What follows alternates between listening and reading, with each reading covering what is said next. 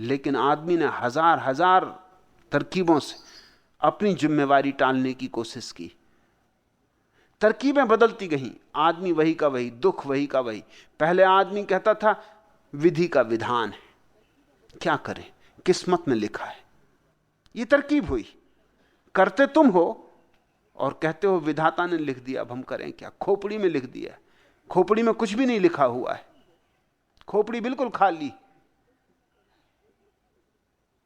कोई लिखावट नहीं। मैंने लाखों खोपड़ियां पढ़ी हैं, कोई लिखावट नहीं।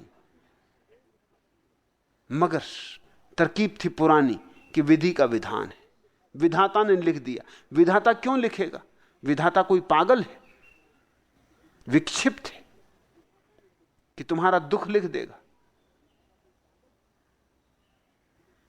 कि प्रभु की मर्जी, प्रभु है ये कि तुम्हें सताने में रस लेने वाला कोई पागल है कि इसके कारण इतना सारा दुख हो रहा है? फिर ये बात पुरानी पड़ गई तो कार्ल मार्क्स ने कहा कि समाज की व्यवस्था, क्या कर सकता है आदमी?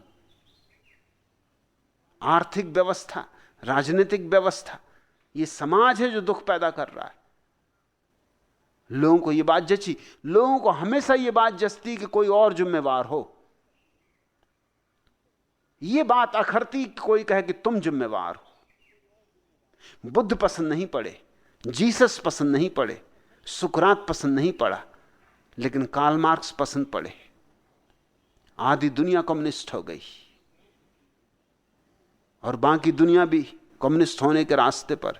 देर अबेर की बात है, आज नहीं कल, कल नहीं परसों, लेकिन रास्ता वही है।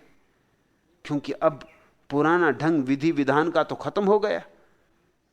पुराना हिसाब कि कर्मों के कारण हम फल भोग रहे हैं, पिछले जन्मों में बुरे कर्म किए थे इसलिए अब फल भोग रहे हैं। तो पिछले जन्मों में क्यों बुरे कर्म किए थे? वो उसके पिछले जन्म में उसके कारण, और उस जन्म में क्यों किए थे?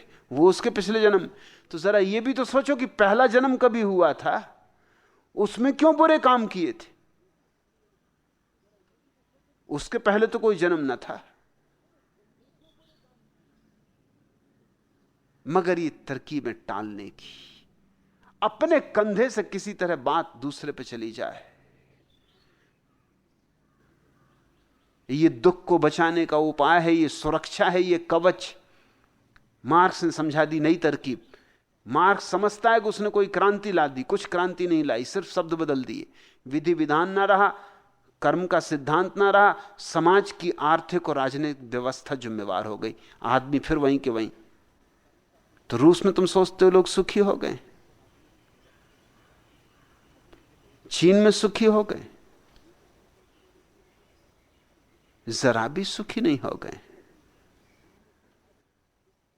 हां, इतना जरूर हो गया कि अब अपने दुख की बात भी नहीं कर सकते, इतने दुखी कर दिए गए कि अब दुख है ये कहने की भी हिम्मत नहीं। अब दीवालों को कान है, अब जिसने कहा दुख है उसका फैसला कर दिया जाएगा, उसका खात्मा कर दिया जाएगा। अब तो कितने ही दुखी रहो, कहना तो यही कि सब सुख ही सुख है। अपनी पत्नी से भी पति डरता है कहने में, क्योंकि पत्नी भी स्त्रियों के कम्युनिस्ट दल की सदस्य है। अपने बच्चों से बाप डरते हैं कहने में, क्योंकि बच्चे बच्चों की कम्युनिस्ट पार्टी के सदस्य, वो जाके खबर दे देंगे। और हर एक को समझाया जाता, बच्चों को समझाया जाता है कि साम्यवाद सबसे ऊपर है।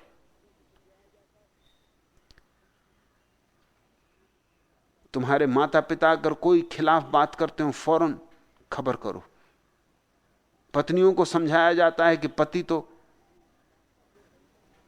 संयोगिक बात है, असली चीज साम्यवाद है, समाजवाद है, सर्वोपरि बात वही है। अगर पति कुछ खिलाफ बात करते हो खबर करो। हर एक घर में जासूस बैठ गए। दुख भारी है, लेकिन कोई कह नहीं सकता